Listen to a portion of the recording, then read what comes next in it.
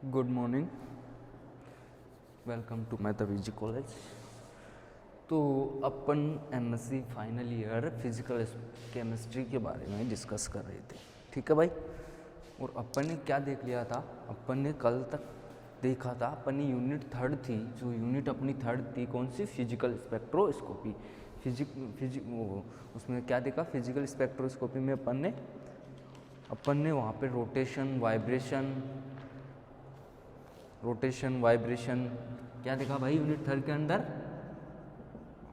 Unit third की अगर मैं बात करूँ तो यहाँ पे अपन ने क्या क्या देखा था भाई साहब। यहाँ पे अपन ने देखा रोटेशन, दूसरा देखा वाइब्रेशन, फिर देखा अपन ने इलेक्ट्रॉनिक ट्रांजिशन,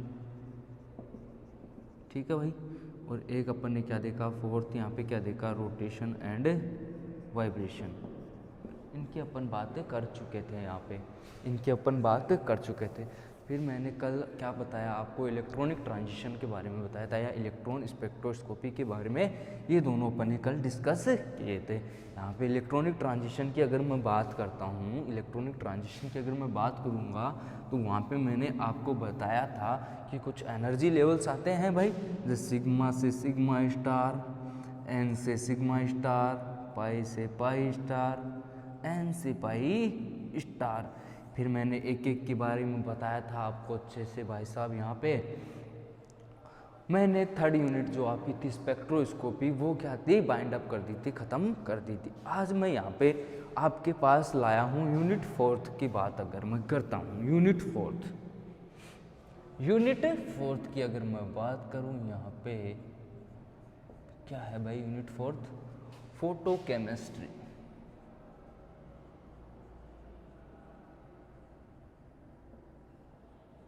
फोटोकेमिस्ट्री क्या होता है भाई, बात करते हैं अपन फोटोकेमिस्ट्री के बारे में।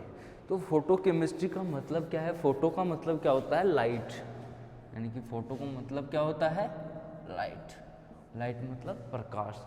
ये कोई भी जब रिएक्शन अपन फोटो की उपस्थिति प्रेजेंस में कराते हैं, या लाइट की या प्रकाश डालते हैं किसी भी रिएक्शन में या किसी भी सैंपल पर, तो वहाँ पे क्या होता है, रिएक्शन कंप्लीट होती है फोटोन को एब्जॉर्ब करके, यानी कि लाइट को एब्जॉर्ब करके वहाँ पे क्या होता है, वहाँ पे रिएक्शन है कंप्लीट होती है। फॉर एग्जांपल कोई ए है, उसको अगर मैंने कोई फोटोन दिया तो वो एक्साइटेड स्टेट में चला जाता है भाई, एक्साइटेड स्टेट में चला जाता है अपनी।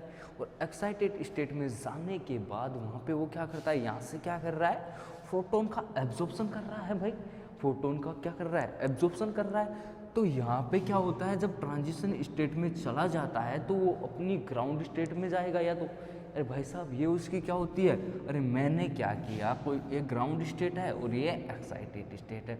जब मैं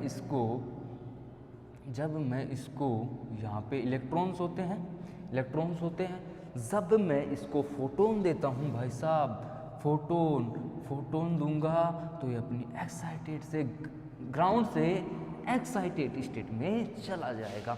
यानी कि यहाँ पे क्या हो रहा है, यहाँ पे फोटोन का एब्जॉर्प्शन होता है।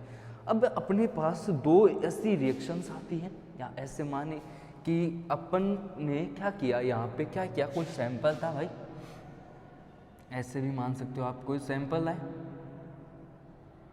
अगर मैंने यहाँ से कोई रेडिएशन डाली, यानी आई नॉट, ये क्या है, यहाँ पे इंटेंसिटी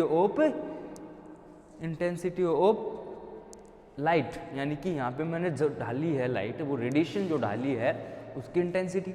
अगर मैं बात करूँ तो जब अपन किसी सैंपल पे लाइट डालते हैं तो कुछ सैंपल्स या रिएक्शंस मान लो, वो क्या करेगी, यहाँ पे फोटोन का एब्जॉर्प्शन करती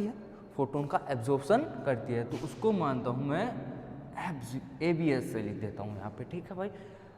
लेकिन कुछ क्या होगी भाई, यहाँ से सेकेट्रेट हो जाएगी, यानी कि रिफ्लेक्ट हो जाएगी।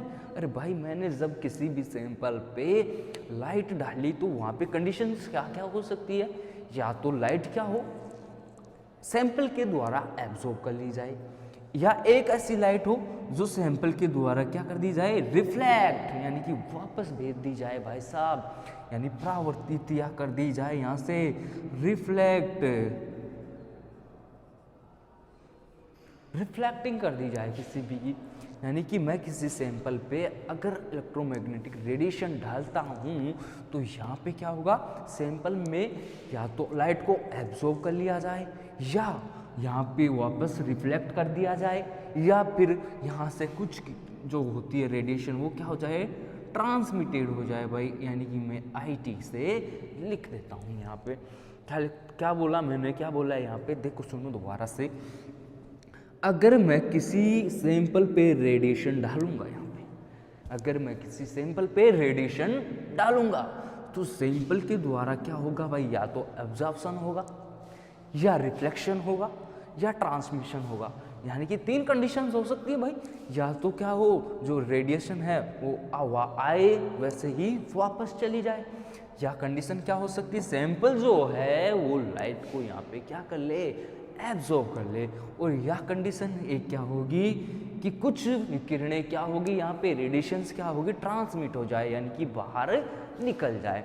तो ये जो I नोट होगा, जो आने वाली इंटेंसिटी ऑफ रेडिएशन है, आने वाली इंसिडेंट लाइट, वो क्या होगी, इनके बराबर हो सकती है भाई, I reflected plus I intensity of transmitted plus I absorption. ये लिख सकता हूँ कि नहीं लिख सकता भाई, मैं यहाँ पे लिख सकता हूँ कि नहीं लिख सकता। मैंने क्या बोला कि जब किसी सैंपल के द्वारा या किसी भी केमिकल रिएक्शन में यहाँ पे क्या होता है, यहाँ पे क्या होता है भाई, मैं जब फोटोन डाल, अरे भाई फोटो केमिस्ट्री का मतलब है कि प्रकाश की प्रेजेंस में वो क्या रिएक्शन होती है। जब किसी भी मैं फोटोन पे रिएक्शन डालता हूँ, जब किसी रिएक्शन में मैं फोटोन डालता हूँ तो यहाँ पे क्या होगा भाई, कंडीशन क्या होगी, या तो सैंपल के द्वारा एब्जॉर्प्शन कर लिया जाए या रिफ्लेक्शन कर दिया जाए या ट्रांसमिटेड कर दिया जाए। तो अगर आप जनरली कुछ फोटो केमिस्ट्री में लिखना चाहोगे तो यहाँ पे क्या लिखोगे भाई, क्या लिखोगे कि प्रकाशीय ऊर्जा के उपयोग का किसी पदार्थ, प्रकाशीय ऊर्जा के उपयोग से किसी पदार्थ में केमिकल चेंजेज या रासायनिक परिवर्तन को उत्पन्न करना प्रकाश रसायन कहलाता है। मुख्य रूप से प्रकाश के परावैंगनी दृश्य क्षेत्र के विकिरणें, हाँ भाई यहाँ पे जो विजिबल रीजन, ये जो रिएक्शन होगी विजिबल रीजन में वो कितने से कितने तक होगी भाई, यहाँ पे 2000 से लेके 8000 के बीच में यहाँ पे क्या होगी, ये रेंज होगी, और ये इनके बीच में ये लाइज करेगी भाई। तो इनके बीच में फोटोकेमिकल रिएक्शन होती है। तो यहाँ पे फोटोकेमिकल रिएक्शन की अगर मैं बात करूँगा, 2000 से नहीं, 200 से 800 नैनोमीटर के बीच यहाँ पे रेंज जो होगी, 200 से 800 नैनोमीटर के बीच जो रेंज होगी उसे विजिबल रीजन कहते हैं। और फोटोन केमिस्ट्री या फोटोकेमिकल रिएक्शन जो होती है इनके बीच होती है भाई। तो मैंने एक बार जब आपको यूवी बताई थी और विजिबल बताया तो यहाँ पे अपन को पता है, तो इनके बीच में जो ट्रांजिशन होते हैं सिग्मा से सिग्मा स्टार, एन से सिग्मा स्टार, पाई से पाई स्टार और एन से पाई स्टार ट्रांजिशन होते हैं। तो जनरली ये दो जो रिएक्शन, ये नीचे वाली जो पाई से पाई स्टार और एन से पाई स्टार जो ट्रांजिशन की बात मैं करूँगा वो होते हैं अपने, कहाँ पे होते हैं भाई, वो होते हैं अपने यहाँ पे, कहाँ पे, ये जो ज़्यादा यहाँ पे फोटोकेमिकल रिएक्शन में पड़े जाते हैं। फोटोकेमिकल रिएक्शंस में इनको अपन पढ़ते हैं भाई, फोटोकेमिकल रिएक्शन में अपन इनको, ये ज़्यादा इम्पोर्टेंट है अपने लिए। तो अगर मैं फोटोकेमिस्ट्री की डेफिनेशन आगे बढ़ाना चाहूँगा तो क्या होगा कि अब क्या करेंगे कि पदार्थ जब फोटोन लेता है, सैंपल जब फोटोन लेता है तो उसमें 3 प्रकार के चेंजेज हुए अपन ने देखे। एक कौन सा हुआ IR, एक कौन सा IAB और एक कौन सा हुआ IT। तो अगर आप लिखना चाहो तो यहाँ पे R से मतलब है रिफ्लेक्शन भाई, यानी कि मैं बोलना चाहूँ परावर्तन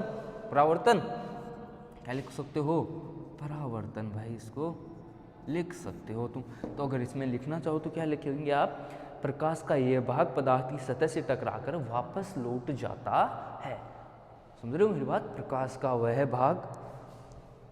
का यह भाग पदार्थ की सतह से टकराकर वापस लौट जाता है, उसे अपन बोलेंगे परावर्तन या IR या रिफ्लेक्शन। ठीक है भाई।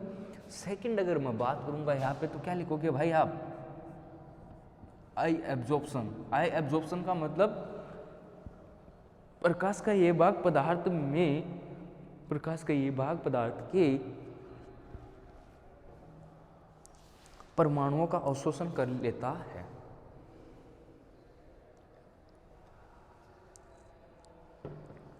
ठीक है भाई। नेक्स्ट अगर लिखना चाहो आप तो यहां पे क्या लिखोगे,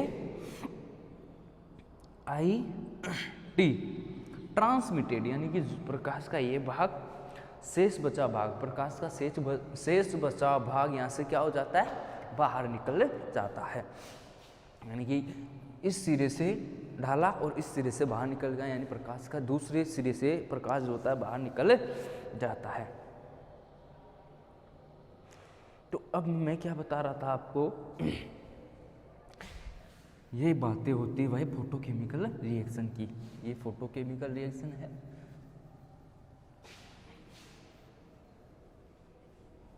अब देखिए यहाँ पे, अब मैं अगर आपको यहाँ पे ये बता रहा था, ये इसने क्या लिया, फोटोन, फोटोन लिया भाई, फोटोन यूज किया। और फोटोन क्या है, यहाँ पे लाइट को मैंने क्या किया, लाइट क्या हुई, एब्जॉर्ब। अरे भाई साहब लाइट तो यहाँ पे एब्जॉर्ब होगी ना, लाइट तो एब्जॉर्ब होगी। अब लाइट जैसे एब्जॉर्ब होगी तो जैसे ये एक्साइटेड स्टेट या ट्रांजिशन स्टेट में गया तो यहाँ पे जो क्या होगा, मॉलिक्यूल्स के अंदर केमिकल चेंजेस होंगे। और केमिकल रिएक्शन का मतलब क्या होता है भाई, फोटोकेमिस्ट्री में जब अपन डिस्कस करते हैं किसको, केमिकल, केमिकल रिएक्शंस को।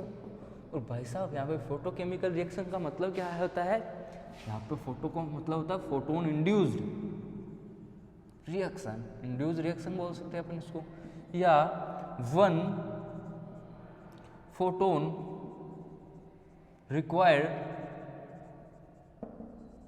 One molecule. भाई साहब वन मॉलिक्यूल के लिए एक फोटोन की जरूरत पड़ती है। यहाँ पे किसी भी एब्जॉर्प्शन के लिए क्या पड़ती है, एक जरूरत पड़ेगी अपन को। तो यहाँ पे अगर मैं बोलूँ कि one photon required one molecules, तो यहाँ पे जो ट्रांजिशन होते हैं वो n से सिग्मा स्टार, सिग्मा से सिग्मा स्टार, पाई से पाई स्टार और n से पाई स्टार, ये ट्रांजिशन होंगे यहाँ पे। तो ये वाले जो दो ट्रांजिशन होते हैं इनकी प्रेजेंस में, यूवी और विजिबल रीजन की प्रेजेंस में, तो वो वाले क्या होते हैं अपन फोटोकेमिकल रिएक्शन में डिस्कस करते हैं। क्योंकि यहाँ पे जो रिएक्शंस आती हैं वो आती है photo addition, photo dissociation, photo isomerisation, ये 4-5 प्रकार की रिएक्शन आते ही है। तो ये बातें आपके फाइनल में नहीं होती। ठीक है भाई, अपन यहाँ पे ये डिस्कस कर रहे हैं यहाँ पे क्या होता है। तो ये वाली बातें आप लिख लीजिएगा भाई साहब, यहाँ से ये वाली बातें आप लिख लीजिएगा।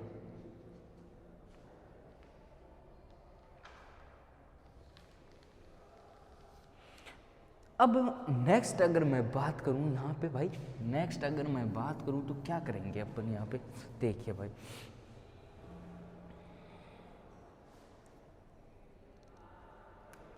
अब यहाँ पे क्या होगी कि जब रिएक्शन अपन करवाते हैं, जब यहाँ पे फोटोन रिएक्शन अपन करवाते हैं तो दो प्रकार की रिएक्शंस मिलती है अपन को। दो प्रकार की रिएक्शन कैसे, एक फोटोफिजिकल और एक फोटोकेमिकल। फोटोफिजिकल से क्या मतलब है, तो फोटोकेमिकल से क्या मतलब है भाई यहाँ पे। तो अगर मैं बोलना चाहूँ यहाँ पे क्या बोलोगे आप, थर्मल जो प्रोसेस, प्रकाश रसायन, फोटोकेमिकल और फोटोफिजिकल रिएक्शन जो होगी वो क्या होगी, 2 टाइप्स की होगी। अब फोटोकेमिकल और फोटोफिजिकल रिएक्शन में अगर अपन देखना चाहे कि जब किसी भी ऐसे मान लो कोई रिएक्शन है और उसको मैं फोटोन दे रहा हूँ तो वो एक्टिवेटेड एनर्जी में कैसे चेंजेस होता है, ये बात अपन को सीखनी है यहाँ से। तो अब यहाँ पे 2 प्रकार की रिएक्शन कौन सी होती है भाई, एक तो होती है फोटो यानी फोटोफिजिकल लिख लो, या उष्मीय अभिक्रिया जिसे बोलते हैं, या डार्क रिएक्शन जिसे बोलते हैं, डार्क रिएक्शन या उष्मीय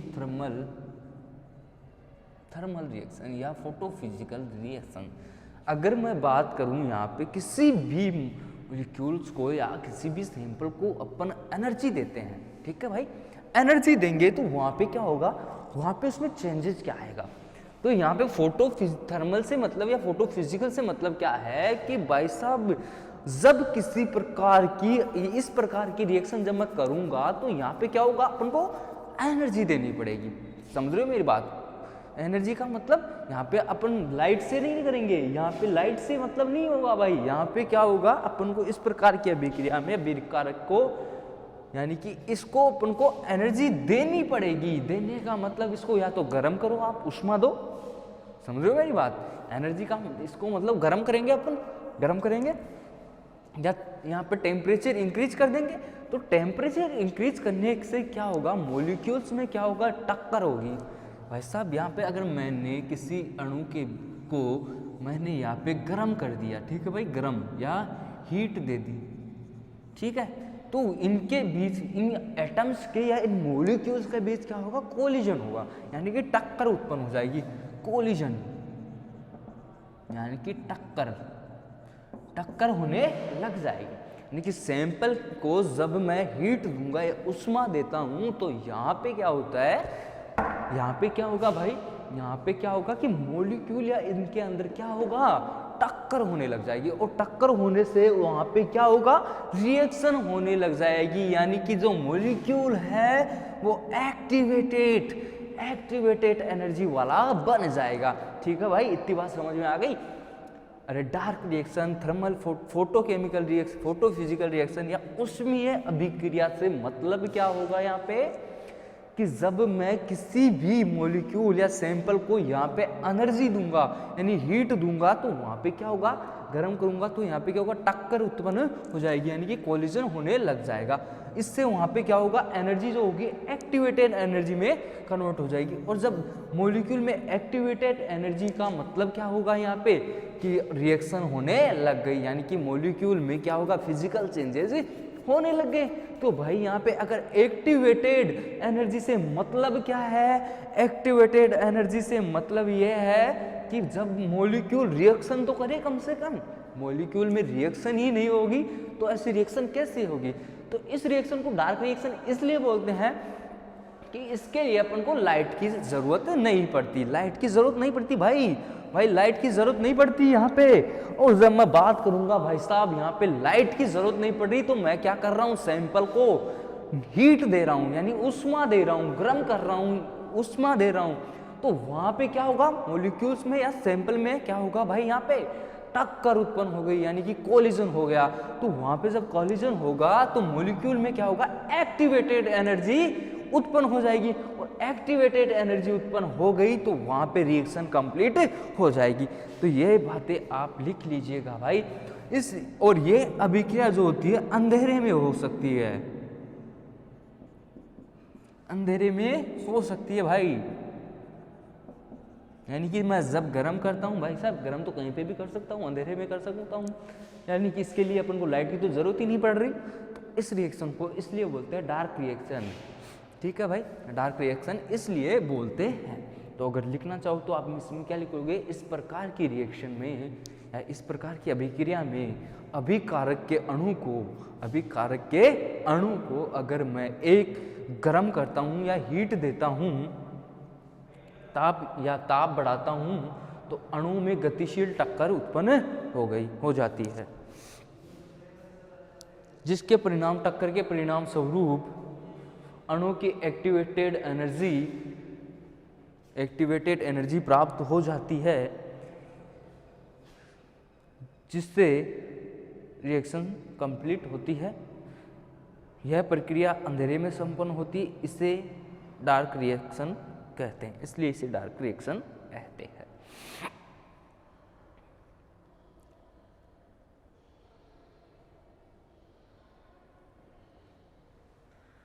देखिए भाई, नेक्स्ट अगर मैं बात करता हूं यहाँ पे, नेक्स्ट अगर मैं बात करूं किसकी,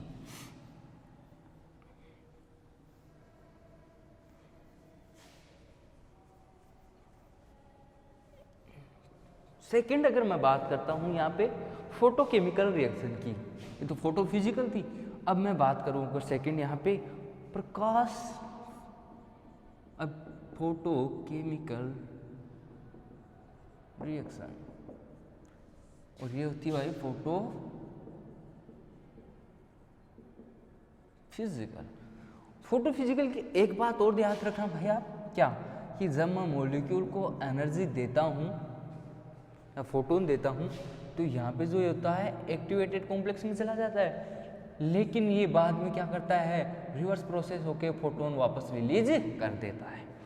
लेकिन यहाँ पे फोटो केमिकल रिएक्शन में क्या होगा कि जब मैं मॉलिक्यूल को या अणु को फोटोन दूंगा तो उसका एब्जॉर्प्शन करेगी वो, और एक्साइटेड स्टेट या ट्रांजिशन स्टेट में वो चला जाएगा। एक्साइटेड स्टेट ये इसकी है ग्राउंड स्टेट, ठीक है भाई। इसके बाद क्या होता है भाई, फोटो फिजिकल में तो वापस बन जाता है मॉलिक्यूल, वापस बन जाता है और फोटोन रिलीज कर देता है, मतलब कि रिएक्शन होती नहीं, वो तो रिएक्शन भाई साहब हीट दोगे तो ही होगी, वहां पे तो कोलिजन होगा, टक्कर होगी, तभी मॉलिक्यूल में क्या होगा भाई, तभी मॉलिक्यूल में रिएक्शन कंप्लीट होगी। लेकिन यहाँ पे फोटोकेमिकल में क्या होता है कि जब आप मॉलिक्यूल को फोटोन दोगे तो वो अपनी एक्साइटेड स्टेट या ट्रांजिशन स्टेट में चला गया। उसके बाद मॉलिक्यूल क्या होता है, फोटोन एब्जॉर्ब करके क्या बनाता है, प्रोडक्ट बना लेता है। यानी कि यहाँ पे मॉलिक्यूल क्या कर रहा है, लाइट का एब्जॉर्प्शन कर लेता है, और इस वजह से इसे बोलते हैं अपन फोटो केमिकल रिएक्शन या प्रकाश रासायनिक अभिक्रिया। प्रकाश रासायनिक अभिक्रिया तो अगर आप लिखना चाहो इसमें तो यहाँ पे क्या लिखोगे भाई, यहाँ अणुओं को एक्टिवेशन एनर्जी प्रकाश की किरणों के द्वारा प्रदान की जाती है। कोई भी अणु उपयुक्त एनर्जी का फोटोन अवशोषित करके सीधे ही सक्रिय अवस्था में आ जाता है। यहाँ किसी भी प्रकार की टक्कर की आवश्यकता नहीं होती, ठीक है भाई। अब मैं बात करता हूँ यहाँ पे photo difference in between photo physical reaction and photo chemical reaction, यानी कि डार्क रिएक्शन में और फोटो केमिकल रिएक्शन में। अब मैं यहाँ पे डिफरेंसेस की बात करता हूँ, तो हेडिंग क्या होगी आपकी, photo physical and photo chemical. यानी कि अगर आप लिखना चाहो यहाँ पे भाई साहब तो क्या लिखोगे, देखिए dark reaction difference in between dark reaction and photochemical reaction। देखिए भाई डार्क रिएक्शन और फोटोकेमिकल रिएक्शन में क्या होता है, देखिए भाई। तो सबसे पहले अगर मैं बात करूंगा यहाँ पे ऐसी रिएक्शन मेनली जो अपन रिएक्शन ले, पहला डिफरेंसेस है N2 और H2 की जब रिएक्शन कराते हैं तो NH3 बनता है भाई, ठीक है। यह जो रिएक्शन होती है यहाँ पे, यह जो रिएक्शन होती है वो कैसी होती है भाई, डार्क रिएक्शन होती है। यानी कि इस रिएक्शन को होने के लिए या करने के लिए अपन को लाइट की जरूरत नहीं पड़ती, पहली बात। लेकिन अगर मैं बात करूं यहाँ पे H2 प्लस Cl2 की, तो ये HCl बनाता है भाई। लेकिन यहाँ पे फोटोन यानी लाइट की अपन को जरूरत पड़ती है। यानी कि इस वाली रिएक्शन में अपन को क्या हुआ, फोटोकेमिकल रिएक्शन की अगर मैं बात करूंगा यहाँ पे तो लाइट की जरूरत पड़ती है, लेकिन वहां पे लाइट की जरूरत नहीं पड़ती, फोटोफिजिकल, ठीक है भाई। पहला डिफरेंसेस ये रिएक्शन हो गया। सेकंड अगर मैं बात करूं तो यहाँ पे क्या लिख सकते हो, यह है क्या होती है, ताप के प्रभाव से या टेम्परेचर के प्रभाव से संपन्न होती है। लेकिन यहाँ पे क्या होता है, ये प्रकाश लाइट के प्रभाव से संपन्न होती है। इनके भी कारक यानी कि यहाँ पे क्या हो, रिएक्टेंट में क्या होनी चाहिए भाई, टक्कर होनी चाहिए, कोलिजन, यानी कि टक्कर। रिएक्टेंट में क्या होनी चाहिए भाई, टक्कर होनी जरूरी होती है। और यहाँ क्या लिखोगे भाई, यहाँ लिखना चाहो तो आप क्या लिखोगे, इनमें इन पर सामान्यतः उत्प्रेरक का प्रभाव नहीं होता, यानी कि उत्प्रेरक का इनमें कोई प्रभाव नहीं होता है। नेक्स्ट अगर मैं डिफरेंसेस की बात करूँ तो यह रिएक्शन सामान्य है। जनरली ये रिएक्शन कैसी होती है भाई, स्लोली, यानी कि स्लो होती है, जबकि वो जो रिएक्शन होती है लाइट एब्जॉर्प्शन के बाद तीव्र होती है, तीव्र गति से कंप्लीट होती है, या तेज गति से वो कंप्लीट होगी भाई यहाँ पे। नेक्स्ट अगर मैं यहाँ पे बात करूँ एक और,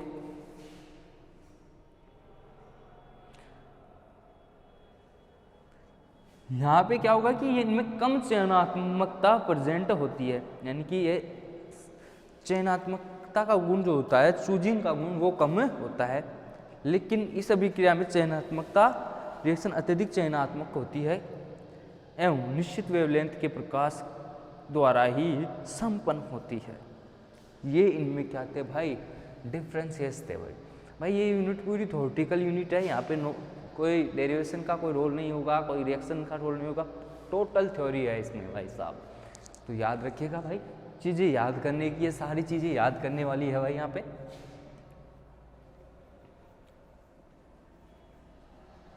नेक्स्ट अपन बात करेंगे यहाँ पे कुछ रूल्स होंगे उनकी, ठीक है भाई। अब क्या बात करेंगे, केमिकल फोटोकेमिकल के रूल्स।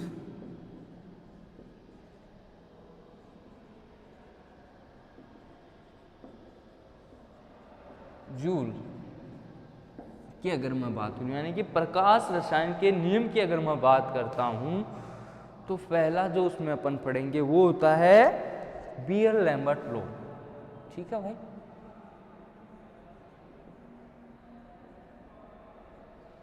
बियर लैम्बर्ट लॉ की बातें कर दूंगा, ठीक है भाई।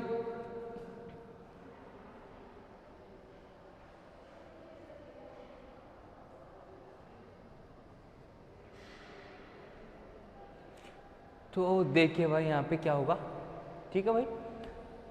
बात करूंगा मैं यहाँ पर फोटोकेमिकल में बियर लैम्बर्ट लॉ की। अरे भाई साहब, अपन ने एक बार पहले भी देखा था बियर लैम्बर्ट लॉ।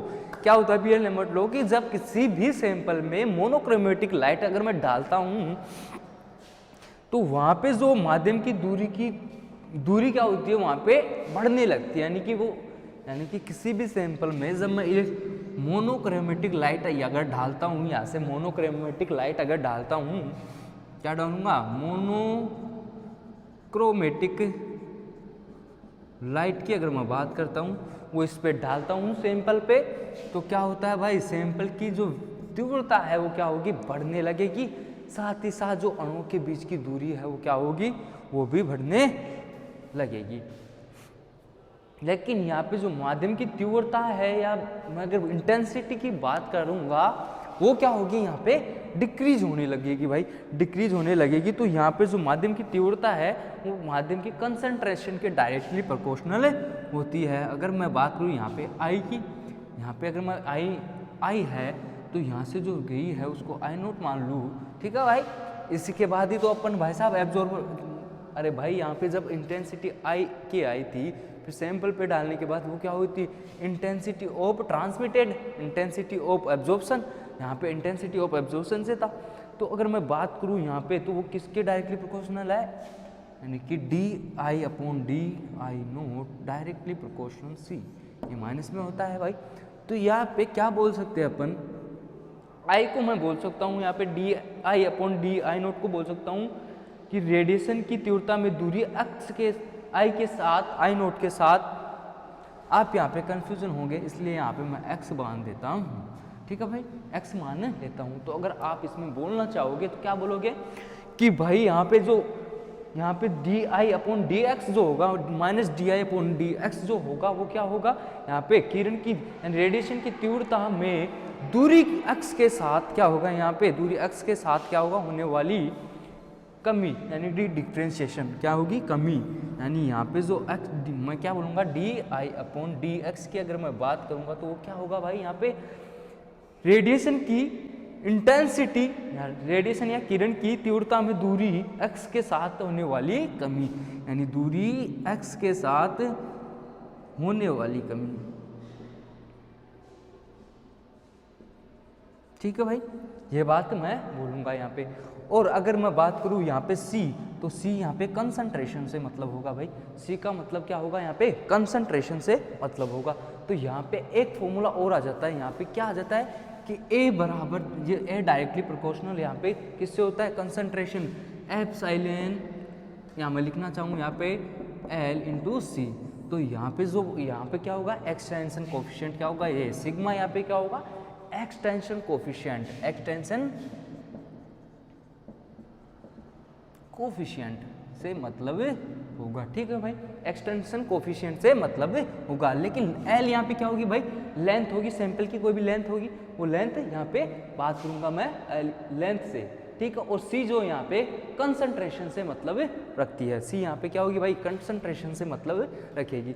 अगर मैं बोलूँ बीयर-लैम्बर्ट लॉ की, जब किसी मोनोक्रोमेटिक लाइट को अगर मैं किसी सैंपल पे डालूंगा तो सैंपल के द्वारा क्या होगा, रेडिएशन का क्या होगा, एब्जॉर्प्शन होगा, एब्जॉर्प्शन होगा, उसको मैंने बोल दिया आई। जो इससे ट्रांसमिटेड हुई उसको मैंने बोल दिया एक्स। ठीक है भाई, तो मोनोक्रोमेटिक लाइट को जब मैं किसी सैंपल पे भाई डालूंगा तो यहाँ पे क्या होगा, यहाँ पे जब मोनोक्रोमेटिक लाइट को मैं सैंपल पे मैंने डाला तो यहाँ पे जो निकलने वाली रेडिएशन हुई, मैंने क्या बोला, डिस्प्लेसमेंट, वो उसकी क्या बोली, दूरी, मान ला दूरी बोल दी।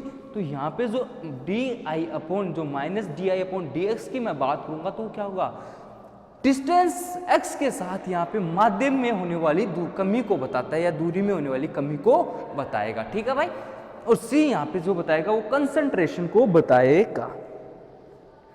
C यहाँ पे जो बताएगा वो कंसंट्रेशन को बताएगा।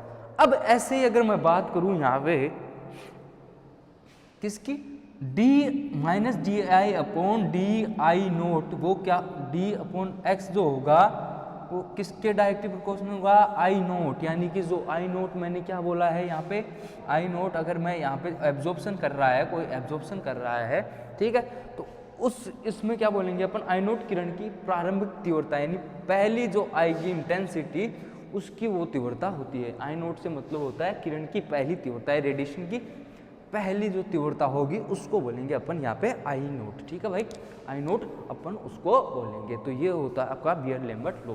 अगर आप इसमें लिखना चाहो तो क्या लिखेंगे भाई, इस थ्योरी या इस लॉ के अनुसार यहाँ पे क्या होता है, जब किसी एक वर्णीय या मोनोक्रोमेटिक लाइट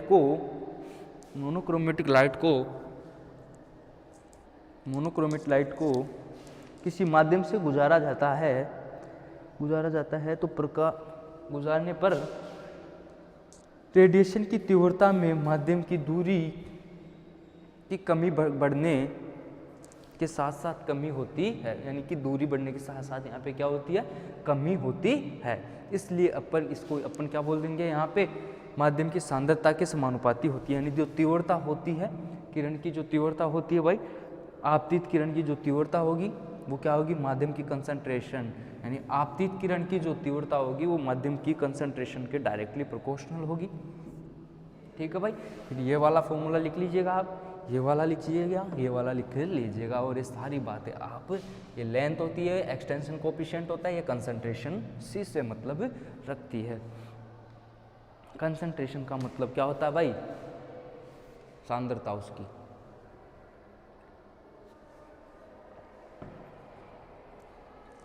ठीक है भाई, और I0 यहाँ पे जो होता है प्रारंभिक तीव्रता सांद्रता। ठीक है, किरण की प्रारंभिक तीव्रता। ठीक है भाई, इंटेंसिटी वो फर्स्ट लाइट सॉरी भाई ये सारी बातें बीयर-लैम्बर्ट लॉ बताता है भाई। यहाँ पे जब कोई फोटोकेमिकल रिएक्शन, अपन बात करेंगे फोटोकेमिकल रिएक्शन की, तो जब मैं फोटोकेमिकल रिएक्शन अगर कराता हूँ वहाँ पे, तो यहाँ पे क्या होगा भाई, यहाँ पे क्या होता है कि जो सैंपल पे मोनोक्रोमेटिक लाइट अगर मैं डालता हूँ तो उसमें आने वाली आपतित किरण, ठीक है मेरी बात समझना, अगर मैं किसी सैंपल पे मोनोक्रोमेटिक लाइट डालता हूँ तो वहाँ पे जो तीव्रता होती है वो बढ़ने के साथ साथ क्या होती है, डिक्रीज होने लगती है। और डिक्रीज होने की वजह से जो यहाँ पे आपतित किरण इंटेंसिटी ऑफ आपतित किरण या इंटेंसिटी बोल सकते हैं फर्स्ट लाइट की जो इंटेंसिटी होती है वो कंसंट्रेशन के डायरेक्टली प्रोपोर्शनल मानी जाती है भाई। इतनी बात मैंने आपको बता दी है। और अगर बात करूँ यहाँ पे ए जो होता है वो होता है एब्जॉर्प्शन एब्जॉर्बेंस, ये किस डायरेक्टली प्रोपोर्शनल होता है एल इंटू सी के, यानी लेंथ और कंसंट्रेशन के डायरेक्टली प्रोपोर्शनल होता है। और ये जो फिर आ जाता है इसके बाद में वो होता है molar extension coefficient. Molar extension coefficient होता है भाई।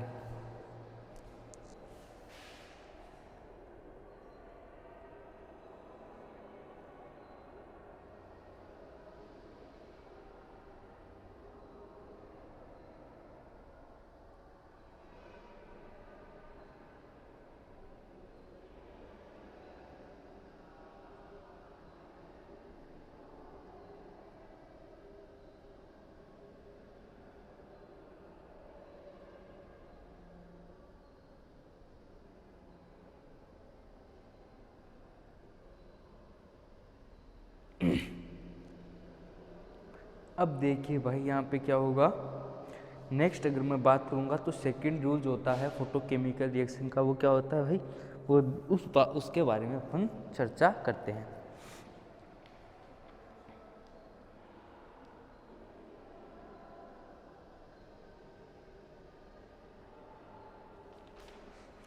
देखिए भाई यहाँ पे सेकंड नियम की मैं बात अगर करूँगा, सेकंड नियम की अगर मैं बात करूँगा तो क्या है, देखिए भाई ग्रोथर ड्रेफर रूल। ग्रोथर ड्रेफर रूल क्या था, इसने क्या बताया भाई, सेकंड नियम क्या है आपका, देखिए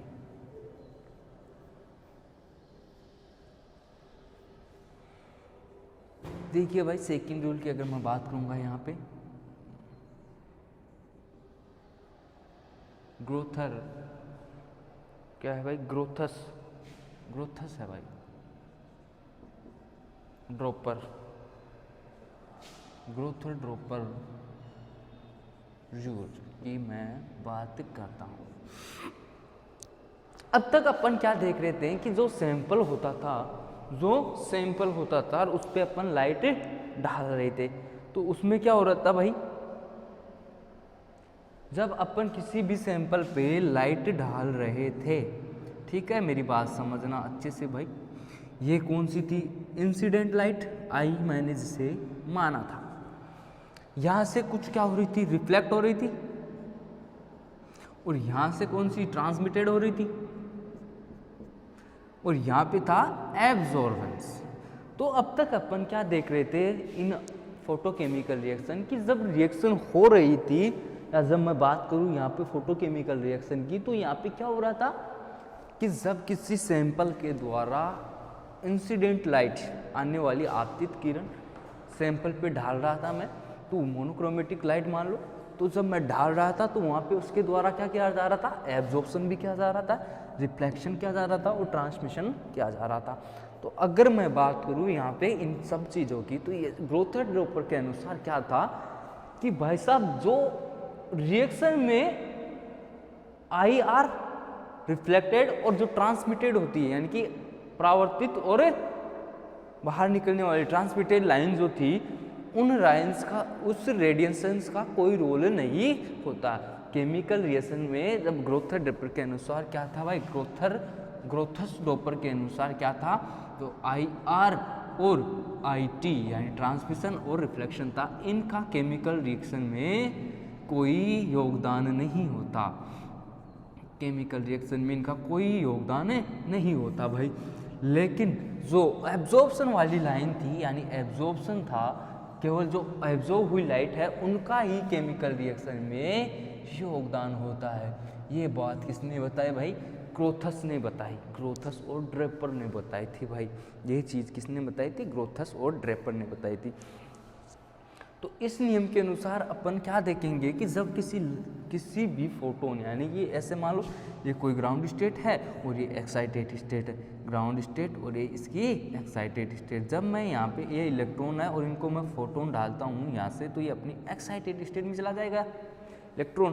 तो यहाँ पे क्या होगा, फोटोन दिया मैंने, ठीक है भाई, मैंने फोटोन डाला तो ये वाला इलेक्ट्रॉन यहाँ पे और ये वाला यहाँ पे, तो ये तो होता है इसका होमो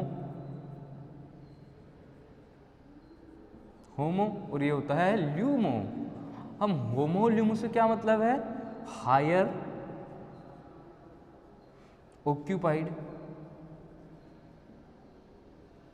मोलिकुलर ऑर्बिटल, ऑक्यूपाइड ऑर्बिटल है, ठीक है। और ल्यूमो से क्या मतलब होता है, लोवेस्ट अनऑक्यूपाइड मोलिकुलर ऑर्बिटल, ठीक है भाई, जहाँ पे इलेक्ट्रॉन अनऑक्यूपाइड यानी कि नहीं कम हो, और यहाँ पे क्या हो, हाईएस्ट ऑक्यूपाइड यानी जहाँ पे इलेक्ट्रॉन उच्चतर लेवल में भरे हुए हों, इसमें खाली है। अब यहाँ पे क्या हुआ इसका, ये हुआ इसका होमो, ये हुआ इसका ल्यूमो। तो भाई साहब एक चीज़ देखिए आपने, जब भी किसी इलेक्ट्रॉन को या सैंपल को मैं यहाँ पे क्या दूंगा, फोटोन, और फोटोन दूंगा या लाइट दूंगा तो उसके इलेक्ट्रॉन ग्राउंड स्टेट से कहाँ चले जाएंगे, अपने एक्साइटेड स्टेट में चले जाएंगे। और जब यहाँ पे एक्साइटेड स्टेट में चले जाते हैं, ठीक है भाई, चले जाते हैं, तो वहाँ पे देखो इसकी स्पिन चेंज हो रही है। और भाई इसकी अगर स्पिन ऐसे रह जाती एक तो, और एक स्पिन ऐसी रह जाती है, तो दो कंडीशन बनती है, एक सिंगलेट की और एक ट्रिपलेट की, ठीक है। तो इतना आपके है, नहीं तो ड्रॉपर और ग्रोथस के अनुसार तो क्या बताया था कि भाई जब यहाँ पे अगर मैं फोटोन डालता हूँ तो जो इलेक्ट्रॉन्स होते हैं वो अपनी ग्राउंड स्टेट से एक्साइटेड स्टेट में चले जाते हैं, और चले जाने की वजह से वहाँ पे क्या होता है भाई, वहाँ पे जो केमिकल रिएक्शन होने लग गई, मतलब जो यहाँ पे हाईएस्ट ऑक्यूपाइड ऑर्बिटल्स था वो अपना एक इलेक्ट्रॉन कहाँ पे चला गया, लूमो में चला गया, यानी ये वाला इलेक्ट्रॉन यहाँ पे चला गया, तो लूमो में भी एक इलेक्ट्रॉन हो गया और होमो में भी एक इलेक्ट्रॉन बच गया। तो ऐसी जो रिएक्शन थी या ऐसी फिर क्या होगा, फोटोकेमिकल रिएक्शन होगी यहाँ पे। और फोटोकेमिकल रिएक्शन ग्रोथस और ड्रॉपर के अनुसार यही क्या बताता है, ग्रोथर और ड्रॉपर ने बताया कि भाई फोटोन का अवशोषण हो रहा है, समझ रहे हो मेरी बात। तो यहाँ पे क्या हुआ, इलेक्ट्रॉन का अवशोषण, फोटोन का अवशोषण। अब इसके बाद में यहाँ पे क्या हो जाएगी, फोटोकेमिकल रिएक्शन हो जाएगी भाई। तो ये बातें किसने बताई थी, ग्रोथस और ड्रॉपर ने बताई थी भाई। क्या भाई, कि यहाँ पे जो अगर मैं ग्राउंड स्टेट के इलेक्ट्रॉनों को जब फोटोन देता हूँ या लाइट देता हूँ या लाइट डालता हूँ, तो यहाँ पे क्या होता है, इलेक्ट्रॉन अपनी ग्राउंड स्टेट से एक्साइटेड स्टेट में चला जाता है। और ग्राउंड स्टेट से एक्साइटेड स्टेट में जाना यानी कि यहाँ जो ग्राउंड स्टेट है उसको अपने होमो यानी हाईएस्ट ऑक्यूपाइड मोलिकुलर ऑर्बिटल, और ये होता है लोवेस्ट अनऑक्यूपाइड मोलिकुलर ऑर्बिटल। तो इलेक्ट्रॉन क्या हुए, यहाँ से यहाँ ट्रांजिशन कर चुके, तो फिर इसके बाद में ये जो कंडीशन होगी उसके बाद यहाँ पे फोटोकेमिकल रिएक्शन कंप्लीट होती है। तो अगर आप लिखोगे इसमें तो क्या लिखोगे, और भाई साहब एक चीज़ और होगी यहाँ पे, क्या होगी कि जो लैम्डा होता है यानी कि तरंगदैर्ध्य का यहाँ पे क्या हो सकता है, अवशोषण होता है यानी एब्जॉर्प्शन होता है, जिससे एनर्जी जो होगी वो होमो से कहाँ चली जाएगी, लूमो में चली जाएगी। ठीक है भाई, तो ये बात तो मैंने पहले भी बता दी आपको कि वेवलेंथ को अवशोषित करने पर पदार्थ के इलेक्ट्रॉन उच्च एनर्जी लेवल में चले गए। भाई साहब फोटोन अगर मैं डाल रहा हूँ इस पर, तभी तो इलेक्ट्रॉन गए हैं, एनर्जी गई है लूमो में, होमो से लूमो में, ठीक है। एनर्जी अपने एक्साइटेड ग्राउंड से कहाँ गई, एक्साइटेड में गई। वो किस वजह से गई है, किस वजह से गई, वो गई है यहाँ पे अपन ने क्या डाला भाई, लैम्डा, यानी कि मैंने क्या डाला, फोटोन डाला, इस वजह से लैम्डा मैक्सिमम कम हुआ। तो ये सारी बातें अपन को किसने बताई, ग्रोथस ने बताई। तो अगर लिखना चाहो तो यहाँ पे क्या लिखेंगे आप, अकॉर्डिंग टू ग्रोथस ड्रॉपर रूल, एक निश्चित वेवलेंथ के किरण या एक निश्चित वेवलेंथ की किरण के द्वारा ही फोटोकेमिकल रिएक्शन उत्पन्न होती है, फोटोकेमिकल रिएक्शन उत्पन्न होती है। यह वह वेवलेंथ होती है, यह वह वेवलेंथ होती है जिसका अवशोषण प्रकाश रासायनिक अभिक्रिया दर्शाने वाला पदार्थ कर सकता है। प्रकाश की यह अन्य वेवलेंथ परावर्तित या पारगमित हो जाती है एवं उनका प्रकाश रासायनिक अभिक्रिया में कोई भी प्रभाव नहीं होता। फिर नेक्स्ट लाइन में अगर लिखना चाहो डेफिनेशन तो क्या लिखेंगे, ग्रोथस ड्रॉपर लॉ के अनुसार फोटोकेमिकल रिएक्शन के लिए लाइट का अवशोषित होने वाला भाग ही उत्तरदायी होता है। लाइट का अवशोषित होने वाला भाग ही उत्तरदायी होता है। ठीक है ना भाई, ये बातें लिख लोगे आप।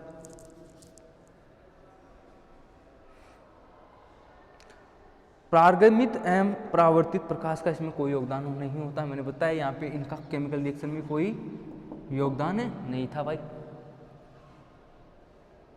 यदि किसी रिएक्शन को लाइट को अवशोषित करने वाला कोई पदार्थ नहीं है तो ग्रोथस ड्रॉपर लॉ के अनुसार वह रिएक्शन भी संपन्न नहीं होगी। हाँ भाई, एक बात और यहाँ पे कि अगर कोई भी अपन जो सैंपल ले रहे हैं वो सैंपल क्या करे कि लाइट का एब्जॉर्प्शन ही नहीं करे, यानी कि लाइट को एब्जॉर्ब ना करे, तो वहां पे ग्रोथस ड्रॉपर के अनुसार क्या होगा, कोई रिएक्शन नहीं होगी, यानी कि रिएक्शन नहीं होगी भाई। ये बात आप लिख लीजिए। किंतु इस रिएक्शन में कोई भी बाहरी पदार्थ मिला देने पर इसे जो कि प्रकाश का अवशोषण करता है रिएक्शन संपन्न हो जाएगी। हाँ भाई, ये बात सही है। हाँ भाई, इसमें अगर मैं सैंपल जो कोई ऑब्जर्प्शन नहीं कर रहा, एब्जॉर्प्शन नहीं कर रहा, उस सैंपल में अगर कोई ऐसा पदार्थ मिला दूं कि वो लाइट का एब्जॉर्प्शन करता हो, तब केमिकल रिएक्शन हो सकती है भाई। ये बात ध्यान रखिए। इस नियम का आधार क्या था कि कोई भी पदार्थ उसी तरंगदैर्ध्य का अवशोषण करता है जिसकी एनर्जी होमो एंड ल्यूमो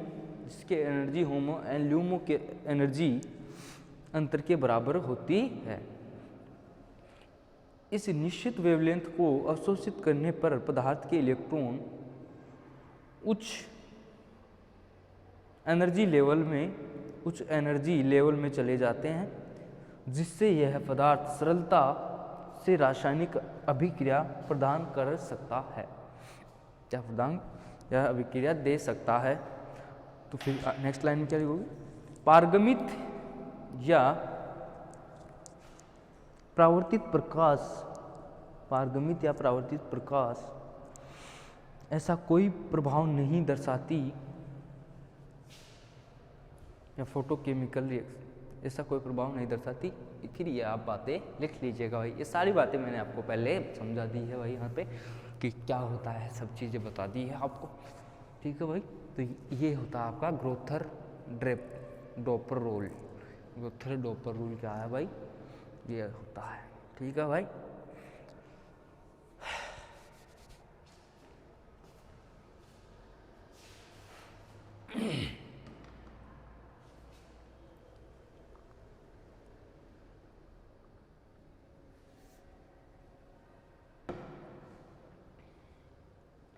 देखिए भाई, ग्रोथर ड्रॉपर रूल समझ में आ गया होगा आपको।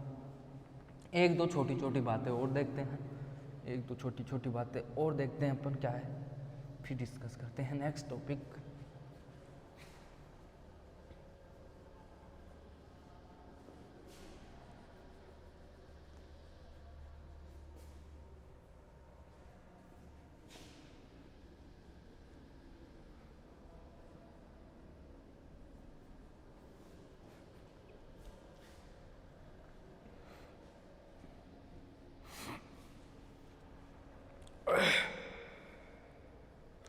अब देखो यहाँ पे होता क्या है कि कभी कभार क्या होता है कि सैंपल जो होता है उसके फैक्टर क्या होते हैं, फैक्टर अफेक्टिंग क्या होते हैं, वो चीज़ें बात करते हैं अपन कि अगर कंडीशन क्या होती है कि यहाँ पे अपन क्या बात करें, दो कंडीशन हो सकती है किसी सैंपल के द्वारा, या तो एक फोटोन एब्जॉर्ब किया जाए या किसी सैंपल के द्वारा दो फोटोनों का एब्जॉर्प्शन किया जाए।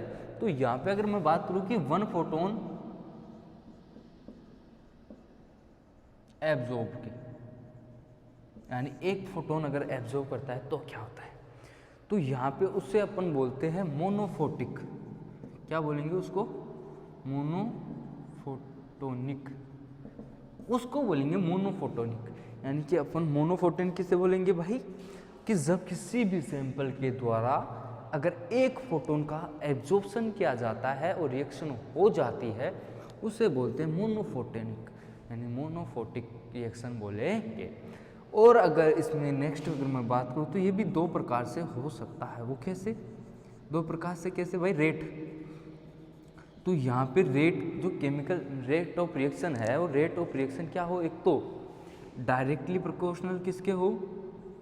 इंटेंसिटी यानी आने वाली रेडिएशन के। और एक अगर हो रेट जो हो डायरेक्टली प्रोपोर्शनल रूट के, स्क्वायर ऑफ रूट। यहाँ पे दो कंडीशन होगी। जब रेडिएशन जो मैं डालूंगा वो आने वाली इंटेंसिटी है, आपतित किरण है, उसके रेट जो क्या हो डायरेक्टली प्रोपोर्शनल हो, तो उससे तो मैं बोलूँगा ये वाला। ठीक है भाई, इंटेंसिटी के डायरेक्टली प्रोपोर्शनल है। और अगर रेट यहाँ पे रूट आपतित किरण की रूट के आई के रूट के यहाँ पे डायरेक्टली प्रोपोर्शनल है, उससे बोलते हैं हम ये वाला रेट। यानी मोनोफोटिक में क्या हो सकता है? दो कंडीशन हो सकती है। रेट जो डायरेक्टली प्रोपोर्शनल इंटेंसिटी के हो, और रेट जो है वो रूट के इंटेंसिटी आपतित किरण की इंटेंसिटी के डायरेक्टली प्रोपोर्शनल हो। ठीक है भाई, ये होता है मोनो या वन फोटोन ऑब्जर्व को ये बोलते हैं। दूसरी अगर मैं बात करता हूँ टू फोटोन एब्जॉर्प्शन। ठीक है भाई, तो यहाँ पे टू फोटोन एब्जॉर्प्शन से मतलब क्या है? देखिए भाई, समझना मेरी बात, कि जब किसी में इलेक्ट्रॉन को यहाँ पे एक्साइटेड स्टेट में भेज दूंगा तो यहाँ पे क्या होगा? एक इलेक्ट्रॉन यहाँ और एक इलेक्ट्रॉन यहाँ। तो अगर इसमें दो फोटोन लेने की कंडीशन क्या हो? एक फोटोन ले ले और ऐसा बना ले भाई, स्पिन चेंज हो जाए। इसमें तो स्पिन चेंज हो गई, इसमें ऐसी जैसी थी वैसी। इसको तो बोलेंगे सिंगलेट और इसको बोलेंगे अपन ट्रिपलेट। तो अब यहाँ पे जो रेट होगी वो क्या होगी? आई के स्क्वायर के डायरेक्टली प्रोपोर्शनल होगी, यानी इंटेंसिटी के स्क्वायर के डायरेक्टली प्रोपोर्शनल होती है भाई। तो अगर मैं यहाँ पे बात करूँ टू फोटोन एब्जॉर्प्शन की, तो टू फोटोन एब्जॉर्प्शन से मतलब क्या होगा? यहाँ पे टू फोटोन एब्जॉर्प्शन से मतलब यह है कि भाई दो इलेक्ट्रॉन लेके वो क्या करे? स्पिन चेंज हो जाए, उसकी स्पिन चेंज हो गई, उसे ट्रिपलेट, वरना इसको सिंगलेट बोलेंगे अपन। तो ये बातें होती है यहाँ पे factor effect of chemical reaction की। Factor effect of chemical reaction, ये बातें क्या होती है भाई? Factor affecting of chemical reaction. ठीक है क्या भाई? मोनोफोटिक, और इसको भाई साहब यहाँ पे बोलते हैं बायोफोटोनिक, यानी कि यहाँ पे जो दो लेता है उसको बोलते हैं बायोफोटोनिक, और एक लेता है उसको बोलते हैं मोनोफोटोनिक। ठीक है भाई, तो ये चीज़ें होती है, या इसकी रेट जो होती है वो आई के डायरेक्टली प्रोपोर्शनल होगी एक कंडीशन में। और अगर रेट जो रूट इंटेंसिटी और रूट आई, यानी आपतित किरण की आई इंटेंसिटी ऑफ आई जिसे अपन बोलेंगे, वो होगी किसके बराबर? रूट आई के। ठीक है भाई, डायरेक्टली प्रोपोर्शनल होती है। तो ये बातें किसने बताई थी? ये फैक्टर अफेक्टिंग होते हैं। अब अगर मैं बात करूं नेक्स्ट टॉपिक अपना क्या होगा यहाँ पे, उसकी नेक्स्ट टॉपिक की अगर मैं बात करता हूं तो देखिए भाई नेक्स्ट टॉपिक क्या होगा।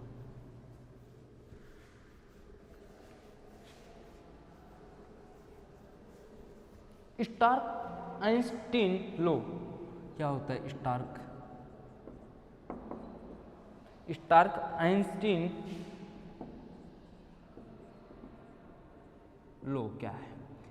According to Stark Einstein law क्या होता है कि प्रकाश रासायनिक अभिक्रिया में पदार्थ का एक अणु उत्तेजित अवस्था से उसमें आने के लिए प्रकाश के केवल एक फोटोन का अवशोषण करता है। अरे भाई मैं क्या बोलूँगा? फोटोन प्रकाशन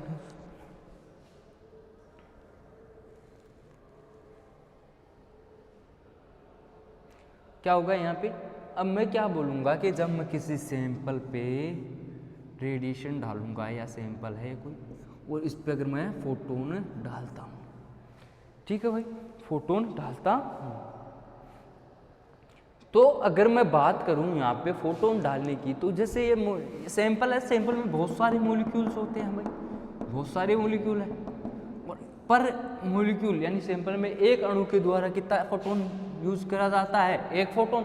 तो इसका मतलब तो बहुत सारे फोटोन यूज कर रहा है, तो बहुत सारे फोटोन का एब्जॉर्प्शन कर रहा है यहाँ पे।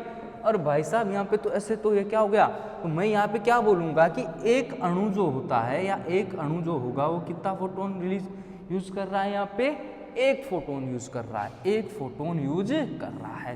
अकॉर्डिंग टू आइंस्टीन, जो स्टार्क आइंस्टीन है उसने क्या बताया, स्टार्क आइंस्टीन था, उसने क्या बताया यहाँ पे कि एक फोटोन क्या किया जा रहा है, यहाँ पे एब्जॉर्ब किया जा रहा है भाई, एब्जॉर्ब किया जा रहा है किसके द्वारा, एक अणु के द्वारा, एक मोल अणु के द्वारा। और अगर मैं एक मोल अणु कर दूं यहाँ पे, एक मोल अणु क्या होता है भाई, एन होता है अवोगाद्रो नंबर। तो अगर मैं करूँ बात यहाँ पे एक मोल अणु के लिए करूँगा या एटम के लिए करूँगा, तो यहाँ पे क्या लिख दूंगा 1hµ। hµ क्या है यहाँ पे, प्लांक ये था भाई, hµ था फ्रीक्वेंसी इनटू प्लांक कांस्टेंट। तो अगर मैं एक मोल, तो एक मोल का मतलब क्या हो जाता है भाई, Na मतलब Avogadro number, Na into hµ, ये हो गया भाई Na इंटू hµ। तो अगर मैं बात करूँ यहाँ पे कि केमिकल रिएक्शन कोई हो रही है, तो उसमें क्या होगा, स्टार्क आइंस्टीन के अकॉर्डिंग क्या होता है कि जब किसी भी सैंपल में या किसी भी मॉलिक्यूल्स पे अपन रेडिएशन डालते हैं, इलेक्ट्रोमैग्नेटिक रेडिएशन डालते हैं यानी, तो वहाँ पे एक अणु के द्वारा क्या किया जाता है, एक फोटोन का एब्जॉर्प्शन किया जाता है भाई। एक फोटोन का एब्जॉर्प्शन से मतलब क्या है कि भाई साहब ये तो नंबर ऑफ मोल तो बहुत सारे नंबर ऑफ द मोल, ठीक है। तो यहाँ पे क्या होगा, पर पार्टिकल के द्वारा अगर एक फोटोन यूज करा जा रहा है, तो ये तो क्या हो गया, एक मॉलिक्यूल हो गया पूरा। भाई साहब एक मॉलिक्यूल अणु के लिए क्या लिखेंगे हम, hµ, और एक मोल के लिए क्या होता है Na, और एक मोल Na में कितने होते हैं 6.023 इंटू 10⁻⁻23 जूल होते हैं भाई, किलो जूल होते हैं, इतने मोल प्रेजेंट होते हैं भाई। तो ऐसे अपन यहाँ पे क्या करेंगे, स्टार्क आइंस्टीन के बारे में देखेंगे भाई, स्टार्क आइंस्टीन क्या था और इसके बारे में डिटेल से अपन डिस्कस करेंगे, ठीक है भाई। स्टार्क आइंस्टीन क्या था, इसके बारे में सब कुछ डिटेल से डिस्कस करेंगे। और यहाँ पे जो एक फॉर्मूला आएगा वो काफ़ी इम्पोर्टेंट होगा भाई, अपने लिए काफ़ी इम्पोर्टेंट होगा, कंपटीशन के लिए भी वो इम्पोर्टेंट होता है, उसमें से बहुत बार क्वेश्चन आते हैं। तो अगर स्टार्क आइंस्टीन की अगर मैं बात करूंगा तो क्या बोलूँगा, किसी प्रकाश रासायनिक अभिक्रिया में पदार्थ का एक अणु उत्तेजित होने के लिए क्या करता है, एक फोटोन का क्या करता है, एब्जॉर्प्शन करता है।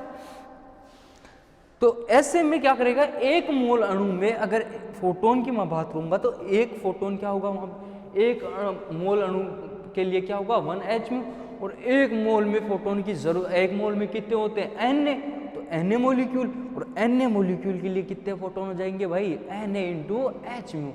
H यहाँ पे प्लांक कांस्टेंट होता है, Na अवोगाद्रो नंबर होता है, वैल्यू रख देंगे, और म्यू बराबर क्या होता है भाई C/λ, ये तो अपन ने पढ़ा है पहले, C/λ। तो यहाँ पे वैल्यू पुट करेंगे और अपन को यहाँ से क्या होगा भाई, अपन को फॉर्मूला ड्राइव हो जाएगा यहाँ पे। तो इसको हम आगे नेक्स्ट क्लास में डिस्कस करेंगे, स्टार्क आइंस्टीन को पूरा अच्छे से एक बार डिस्कस कर लेंगे, देखते हैं भाई, ठीक है भाई, आगे अच्छे से डिटेल से इसको डिस्कस करेंगे। थैंक यू भाई।